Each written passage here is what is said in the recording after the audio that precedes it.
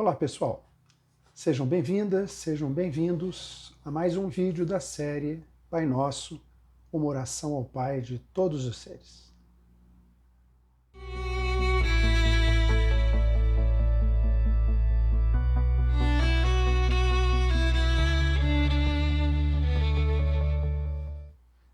O nosso episódio de hoje, o oitavo e penúltimo vídeo da série Pai Nosso, uma oração ao Pai de todos os seres, refere-se à sétima parte e última da oração do Senhor, conhecida como o Pai Nosso, quando pedimos a ajuda ao Altíssimo diante dos ilusórios chamados deste mundo. Mas vejamos o que representa de fato e na prática esse pedido. Será que é possível aplicá-lo no nosso cotidiano? E como? Como que isso pode ser feito?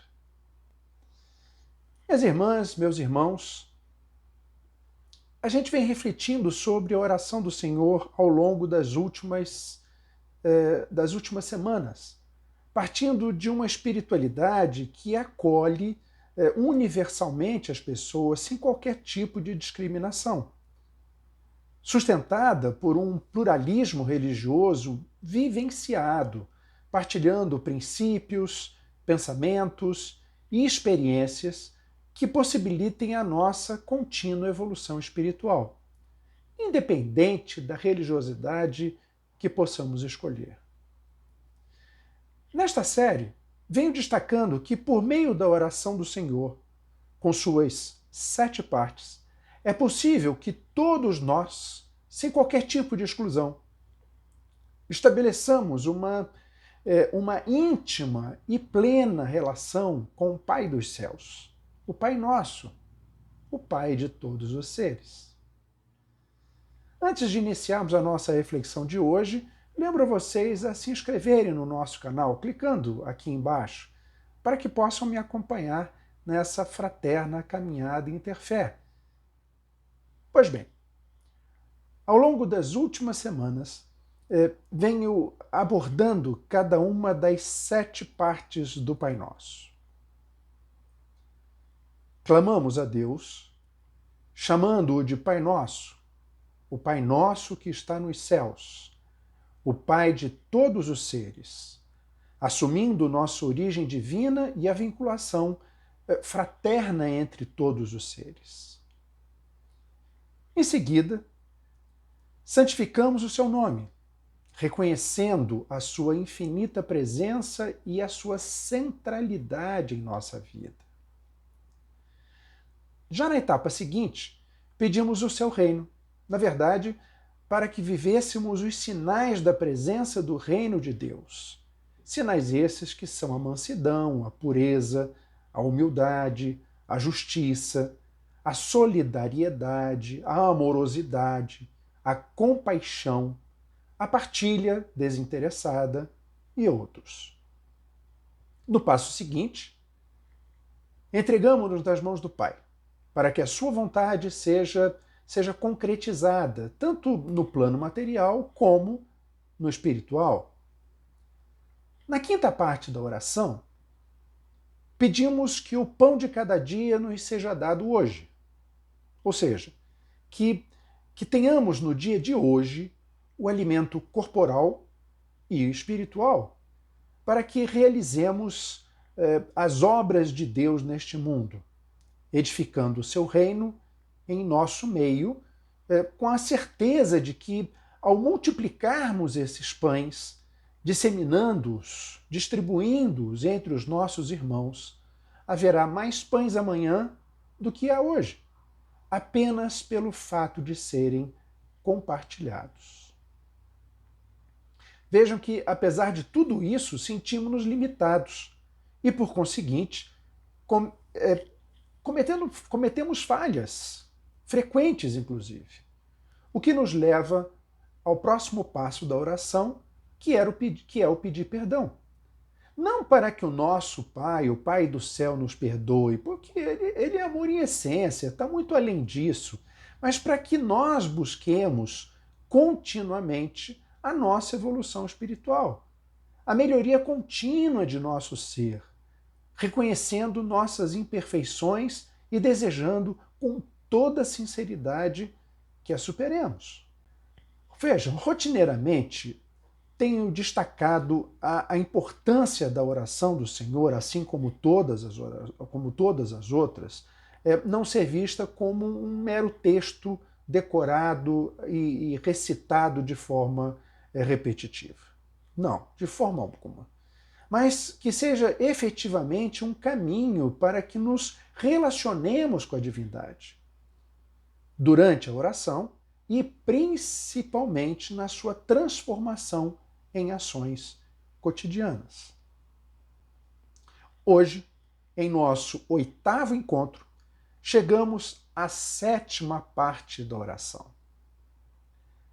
Partindo do reconhecimento de nossas limitações, para as quais pedimos perdão na etapa anterior, e assumimos a nossa dificuldade em nos mantermos no caminho da santidade, da autorrealização, sem a tão importante ajuda divina, razão do pedido de não nos deixarmos cair em tentação, mas que, ao mesmo tempo, sejamos livres do mal. Assim, minhas amadas, meus amados, rogamos pela divina força para seguirmos em frente em nossa caminhada, para evoluirmos de fato, pois somente com essa ajuda, somente com a ajuda de Deus, nossa frágil condição humana consegue superar e, quando possível, evitar os tropeços e as quedas enquanto estivermos neste mundo encarnado. Entretanto, é inevitável novamente nos depararmos com a seguinte questão, com a seguinte dúvida. Vejam, se nós já nos entregamos nas mãos do Pai, pedindo que seja feita a sua vontade e não a nossa, tendo visto a nossa míope visão do mundo e da própria vida, por que é que nós estamos rogando para Ele não nos deixar cair em tentação e ainda de nos livrarmos de todo o mal? Qual é a razão desse pedido se nós já nos entregamos a Ele? Eu convido a todas e todos vocês a refletirmos juntos sobre a primeira parte desse pedido. Não nos deixeis cair em tentação. Lembremos de que, apesar da oração ter sido ensinada por Jesus, ela é utilizada por nós, ela é externada por nós, humanos, com todas as nossas limitações, as nossas fraquezas, com apegos e ilusões. A oração do Senhor não nos foi entregue pela necessidade do Altíssimo, do Pai, de ouvi-la. Não, de forma alguma. Mas sim pela nossa necessidade de rezá-la e principalmente de colocá-la em prática, transformando no nosso cotidiano aquilo que estamos rezando. Dessa forma, além de reconhecermos o Altíssimo como Pai amoroso de todos os seres, de assumirmos o seu centrismo em nossa vida santificando, de pedirmos que vivenciássemos o seu reino, de nos entregarmos em suas mãos, de termos pedido o pão da vida, tanto material como espiritual, e de pedirmos perdão ao reconhecermos nossos defeitos e limitações, nós precisamos assumir que sem a sua força, sem a sua luz, sem o seu espírito, já presente em nós, inclusive, jamais conseguiremos caminhar em sua direção. Impossível será o nosso contínuo desenvolvimento espiritual e, em tempo algum, conseguiremos chegar ao estado de santidade ou de autorrealização. Precisamos da sua força. Precisamos sentir a sua presença. Precisamos da sua luz. E é por essa razão que, certos da sua divina presença em nossa vida, Ele já está presente, Ele já está conosco, a sua força já está dentro de nós. Confiantes de que possuímos uma essência divina latente e pronta para nos conduzir. Rogamos por sua força, por sua ajuda, para que não caiamos nas tentações que enfrentamos em nosso caminhar cotidiano. É um pedido de socorro. É o assumir das nossas limitações e o pedido de ajuda. Somos náufragos, minhas amadas, meus amados, e precisamos ser resgatados para não nos afogar antes de chegarmos ao nosso destino. Ocorre que esse pedido não é um convite a atitudes expectantes e passivas. Não é um pedido que fazemos a Deus e vamos sentar, vamos esperar, porque Ele vai mandar uma força, Ele vai mandar a luz, deixa eu ficar aqui quietinho, parado, que Ele vem me ajudar. De forma alguma, de forma alguma. É um chamado para a esperança da salvação. O que nos impulsiona a esperançar e não a esperar. Nos estimula a irmos ao encontro da divina presença que está em nós, para que, fortalecidos, possamos caminhar e evoluir sem cessar. Não nos enganemos, minhas irmãs, meus irmãos, pedir forças a Deus, pedir a força de Deus, não deve de forma alguma nos paralisar. Pelo contrário, deve nos mobilizar. A busca dessa força em nosso interior, que já está disponível, para nos alavancar, para nos lançar ao contínuo crescimento espiritual, para nos lançar à construção cotidiana de um novo ser, um ser renovado, renovando-nos a cada momento, a cada dia. Não nos esqueçamos que o verdadeiro pedido de perdão, e assim o fizemos na etapa anterior dessa oração, deve estar sempre acompanhado do firme propósito de mudança, de não mais errar. Se ao caminharmos, vejam bem, se ao caminharmos por uma estrada e caímos de um buraco, machucando-nos, devemos ficar muito atentos enquanto nela estivermos, evitando novas possibilidades de queda, inclusive. Reconhecer as limitações e pedir perdão sem o acompanhamento da respectiva intenção de não mais falhar, de mudar de fato, tem muito pouca valia. Pedir perdão e continuar fazendo o que você estava fazendo não vale de nada. Pedir perdão e simplesmente viver a vida como antes, de que adianta? Razão pela qual precisamos de força, força além da força humana, diante do reconhecimento de nossas limitações, com vistas a caminharmos de forma mais segura e fortalecidos para que, de fato, nossa vida nos proporcione a possibilidade de evoluirmos espiritualmente. Para tanto, vejam, certamente precisamos da ajuda do Altíssimo, de seu Espírito, e mais uma vez eu destaco que já se encontra disponível em cada um de nós. Basta que o acessemos. Ele está lá disponível, mas precisamos acessá-lo, precisamos senti-lo, precisamos acolher, precisamos nos abrir para ele, para que ele possa conduzir e iluminar o nosso caminhar. Assim pedimos para que ele não nos deixe cair novamente nessa estrada, que por diversas vezes caímos nos obstáculos. Vejam que o próprio Cristo Jesus exorta-nos dizendo: vigiai e orai, para que não entreis em tentação. O espírito está pronto, mas a carne é fraca. Além de pedirmos para o adequado enfrentamento das mazelas deste mundo, quando as enfrentamos, vejam bem, cujas raízes, na verdade, do problema está normalmente em nosso interior e não no mundo. Normalmente nós colocamos a culpa fora, né? O problema é fora, o problema é no mundo, o problema é nas pessoas, o problema é nas companhias. Não. A origem do problema, a raiz do problema está dentro de nós. Destacadamente na nossa limitação.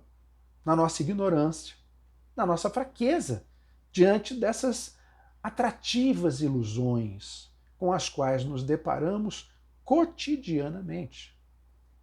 Rogamos, então, para que estejamos livres de tais aparentes encantos, ou seja, que tenhamos forças para prosseguir, para desviar dos obstáculos, que não nos apeguemos a tais ilusões, mas que, além disso, as encontremos cada vez menos em nosso caminho.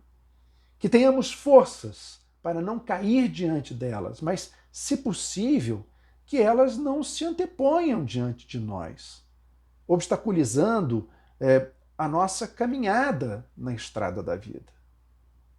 Paulo, em sua carta aos Coríntios, exorta-os, e obviamente a todos nós, de todos os tempos, que nos lembremos que a verdadeira força divina já está dentro de nós.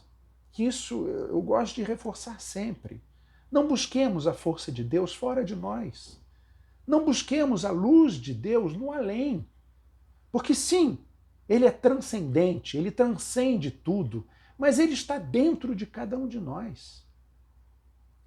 Pedimos então a ajuda do Pai, Pai dos céus, do Pai de todos, para que de fato nós possamos encontrar o que precisamos no nosso interior. Apesar de limitados como seres humanos, somos divinos enquanto essência. A força certamente não vem de fora, ela está dentro de nós. Precisamos sim ter a capacidade de reconhecê-la e deixá-la operar. E para tanto, Paulo, nessa carta, disse o seguinte: não vos sobreveio tentação alguma que ultrapassasse as forças humanas. Deus é fiel. Não permitirá que sejais tentados além das forças vossas, mas com a tentação ele vos dará os meios de dispô-la e sairdes dela. Vejam, ao avançarmos para além da tradição cristã, e isso é um aspecto importante, e como fazemos normalmente nas nossas reflexões, trago também um breve e rico posicionamento do conhecido mestre indiano Paramahansa Yogananda, ao dizer o seguinte: o indivíduo comum está mais inclinado para o mundo e para as coisas materiais do que para as coisas espirituais, porque os faróis de seus 5 sentidos estão direcionados para o exterior, isto é, aos objetos e prazeres materiais. É por isso que tudo lá fora parece lindo e agradável.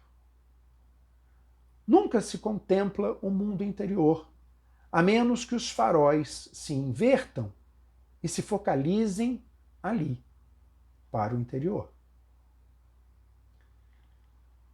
Minhas amadas, meus amados, só conseguiremos desviar e redirecionar os faróis da nossa mente, do nosso ser, para o nosso interior por intermédio da prática orante, da força de Deus. Qualquer que seja essa prática, quer seja verbalizada, meditativa, contemplativa, não importa.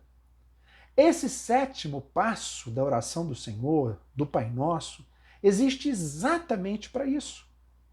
Para que possamos fortalecer o direcionamento de nossa atenção para o nosso potencial interior, para a centelha divina presente em cada um de nós, permitindo que ela nos conduza na estrada da vida encarnada e que a luz de Deus que em nós habita possa iluminar a nossa caminhada cotidiana.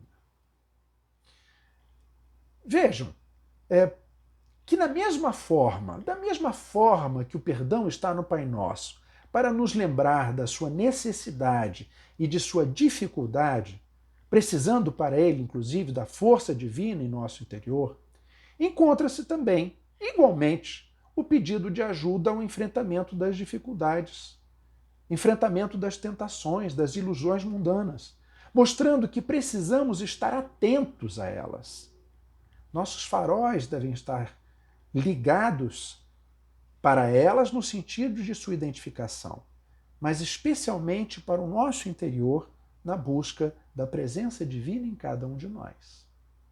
Vejam que essas ilusões, elas não são inofensivas e dóceis, não são leves e cordatas, apesar, entretanto, de serem envolventes e acolhedoras. E por isso que precisamos de força, discernimento e disciplina para o seu enfrentamento. Porém, se possível, quanto menos tiver de enfrentá-las, melhor. Sempre que possível, quanto menos tiver de lidar com elas, melhor. É importante que desviemos o nosso caminho quando necessário, evitando os enfrentamentos, evitando os encantos, evitando os envolvimentos. Somos humanos, somos atraídos por tudo isso. Faz parte da nossa essência humana. Fujamos delas, fujamos. Vejam, sabemos que os jovens são presas mais fáceis dos vícios, porque ilusoriamente eles acreditam que são mais fortes que os vícios. Mas os mais maduros, ou pelo menos os mais sábios, evitam, fogem, desviam, porque acreditam na força da atração da ilusão e o seu perigo inebriante. Vamos fugir, porque será que realmente eu tenho força suficiente para enfrentar? Na dúvida, eu caio fora. Já foi dito várias vezes que a melhor vitória é aquela vencida sem precisar da própria batalha.